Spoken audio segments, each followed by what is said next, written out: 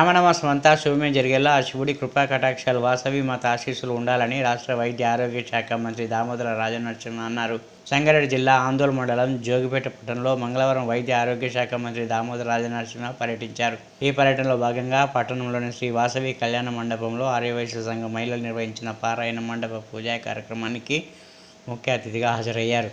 వాసవి మాతను దర్శించుకొని వేద మంత్రాల మధ్య అమ్మవారికి మంగళహారతిలో ప్రత్యేక పూజా కార్యక్రమం నిర్వహించారు. అనంతరం గోమాతకు ధాన్యాలు సమర్పించి గోమాత దర్శనం కొని తీర్థప్రసాదం స్వీకరించారు.